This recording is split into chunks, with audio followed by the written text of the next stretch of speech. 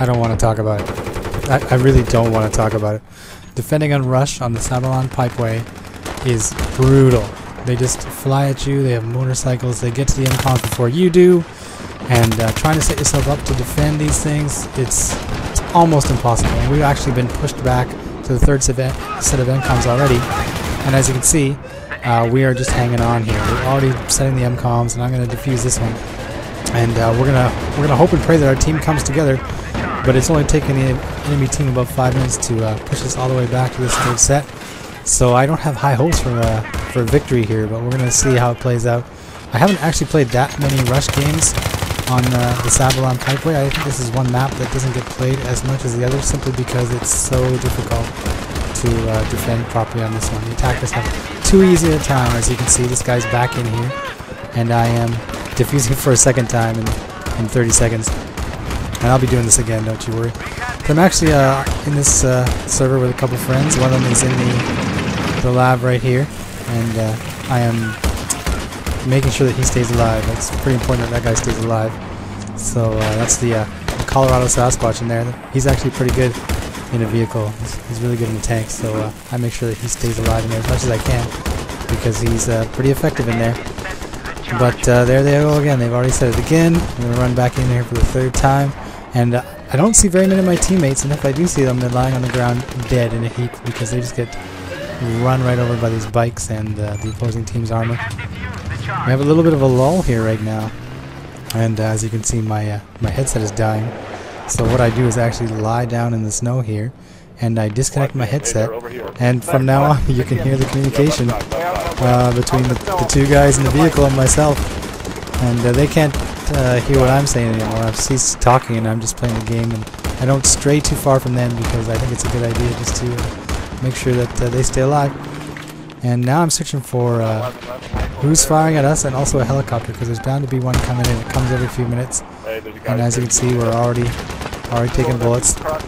So I'm going to hug this building for a while until I actually determine where anybody is, because I know that they're running around out there somewhere.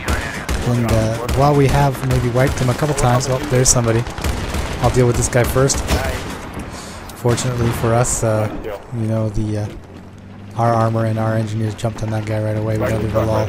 But then, sure enough, right behind us is the other vehicle. You can just zoom right in on us. And this one actually does a significant amount of damage with those 4 rockets it has. It has the anti-air missiles, but also it just has 4 free-fire rockets that do a hell of a lot of damage to a vehicle, especially in the back. So we survived that, and we're hanging on, and we're just praying. We're just praying that our group comes together enough that we can get the W here. But as you can see, this map is so spread out, and these guys can come from anywhere.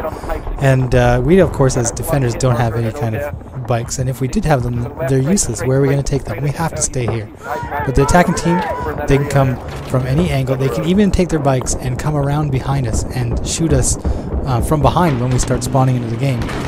And this is one of the biggest flaws to the map design in the endgame DLC, is that there's no real safe areas to deploy. You're always going to be picked up, you're always going to be targeted, you're always going to be spotted. And of course, this helicopter is up in the air, so we're gonna fix our vehicle and just pray. I'm just praying this whole game. I think I did a lot of that, figuratively anyway. Fortunately, we have a helicopter too, so he actually does some stuff sometimes. I'm actually using the G53 in this because it came with some assignments around the same time that the patch and the DLC showed up. And look at this guy. He dropped out of the helicopter. He jumped out, and he gave me a helicopter. And you know, I would say that's a bad idea, because you know, you give me a helicopter, I'll do something. But I'm not necessarily a good pilot. But I'm not gonna, you know, let this opportunity go to waste. So I'm gonna just first of all take it clear of the battlefield, because I want to make sure that it stays alive long enough that we can start to use it, and that they don't get it back anytime soon. And why not just spam the bomb here and avoid cranes? I'm allergic to them. I break out in something when I run into them. So I'm hovering, I'm trying to spot for my teammates, but of course I know where the enemy's going to be. They're just going to be surrounding that bomb. So I'm going to try and get as many out as I can. And these maps are gorgeous. They're nice and big. I can fly around. I got lots of space. And you can see that our lab is under pressure again. Our armor. and they didn't make it. I didn't actually get there in time to help them out. I kind of felt bad about it, and I would have apologized, except that my mic was dead and they couldn't hear me, so I just got to hear their death throes and weep silently. So I've actually managed to hang on to this helicopter for a while, but that's simply because the opposing team hasn't figured out that it's a good idea to deal with me yet. They've had the Viper for so long that our helicopter's not a threat, so I'll pop my ECM and I'll get out of here as best as I can, and then I'll hopefully get back into the fray. But one thing about the helicopters now, since a patch a couple times ago, is that they're extremely vulnerable. You don't have any gunner flares, and I don't have a gunner anyway, so I'm kind of soloing this and seeing how I can do. And I'm just trying to keep that helicopter away from the opponents, and that might be one of the big reasons we actually were able to hold them off for so long, is that they didn't have the air, which would have really hurt our guys and their armor. So I'm circling, I'm trying to spot. I know they can be anywhere, and there's a little bit of a lull here, so I'm going to kind of move up a little bit. And I put it down because I actually I have a teammate. He says, "I'll gunner for you. I'll be your gunner." I'm like, "All right." So I fix it, and here's where I show my noobness. It had actually bounced, and then I immediately hit a tree. When I planted that thing, when I landed it, it bounced sideways, and while I was safe when I got out, when I got back in, I collided with some tree, and that was it. And that's the end of our bonus free helicopter. It would have been really nice to have that up in the air with a gunner. I think we would have done really well. But you know, I left that in there so that everybody can have a good laugh, because you know, I have my share of terrible moments when I'm playing this game, especially when I get an air vehicle. So right now, I'm kind of moving up because I know that these guys are going to start to snipe. They're going to start putting spawn beacons down, and if I can try and figure out where these guys are, maybe we can eliminate the spawn beacons and send them all the way back to their deployment.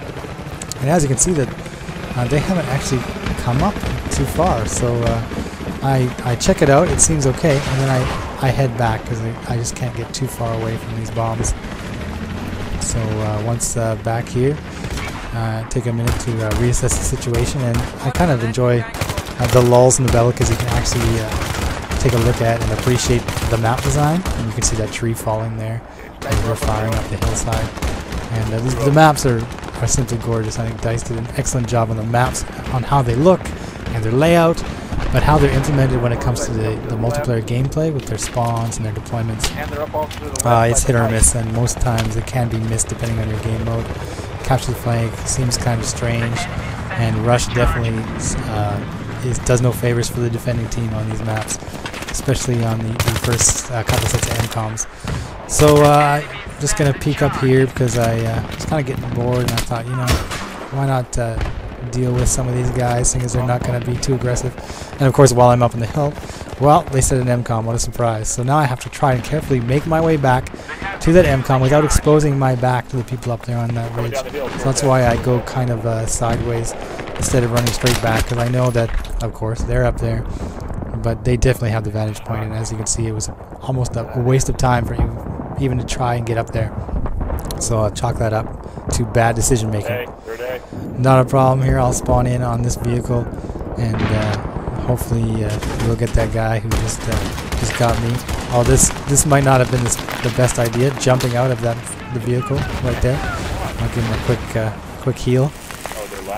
And throughout all this, you know, my squad has hung around that MCOM the entire time. But I haven't seen very many of our other teammates do so. You can see one guy is riding around on the bike there. It seems like he's having a good time. I'm actually staying inside this vehicle because I took a lot of damage before I could finish repairing it. So I stay in until I get my health almost all the way back. And we're getting locked in here. And there's going to be a helicopter. Now you can see, now I'm in the gunner seat, just how well the Sasquatch here, how well he positions this vehicle. He can put it behind these containers.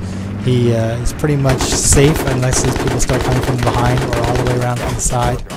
And that helicopter, of course, is making a nuisance of himself. But we've got a helicopter up, so no worries. But while we were occupied with that, sure enough, we have an MCOM to worry about. And hopefully we will get there in time. I don't know how we took a javelin there. I thought we had smoke, but now here we go. we'll try and get this back up and running here. It's very important that we hold on to this for as long as we can. I do a lot of repairing in this video. A lot of repairing. Which means I get a lot of bonus points for that. All those squad repairs and things like that. Anyway, so I'm going to set this. I'm going to throw a grenade on it, hoping to clear it out a little bit. And I circle all the way around. I imagine that he's backed off the MCOM. And sure enough, there they are.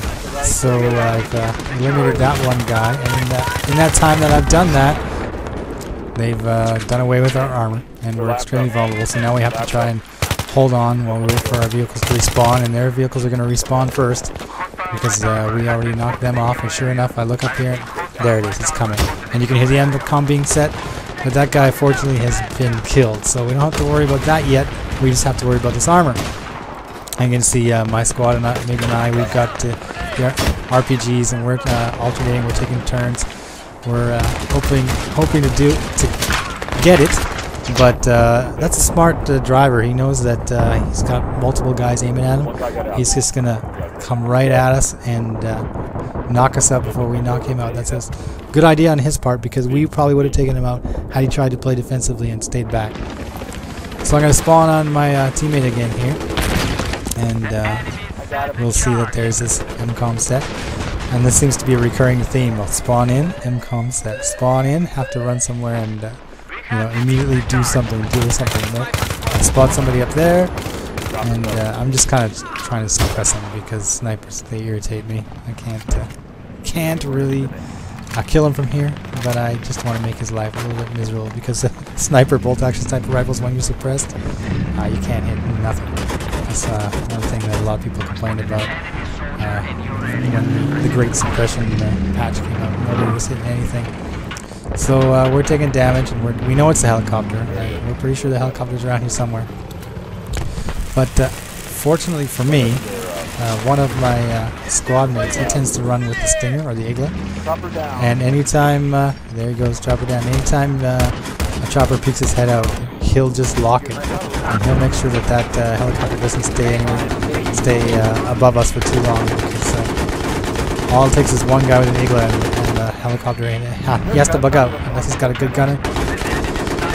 And we're taking damage, which means their lab is probably coming after us. And we can see they're coming out with bikes. See, he drove it right on the MCOM there, and I think he ditched it, but it didn't get the set off before we wasted him there. Gunning in the vehicle's pretty hard here. I mean, you'd think that it would do a lot of damage, but that's not the case. I think it's been nerfed in the past years. So it shoots marshmallows, as some of my squad mates will say. So we're gonna do it. I think we're gonna hang on here. We're on the last two MCOMs, which for the defense are the two easiest to hold. And I think we've. Oh, that was a bad shot. Well, we got pushed around for the first three MCOM sets, and in a game that has taken 20 or so minutes, it only took 5 or 6 minutes for the first sets of MCOMs. And now we're holding on here for however long, 10 minutes or more. And they are repairing that vehicle, and that is pissing me off because I have to keep going after it. But all it takes is this one guy behind him, and he is getting repaired. And now they have an open path to the bomb. You can see that their vehicle is just looking right on it. You can see they only have 4 tickets left, though. So if they do get a set, they're going to have to get set both of them at the same time. And that is possible, but not probable. And there's a pot shot at the helicopter, because I always like taking helicopters down with RPGs. You can see he's totally being mauled, that guy. He's not going to make it. And he was actually the final death. And we did it. We hung on.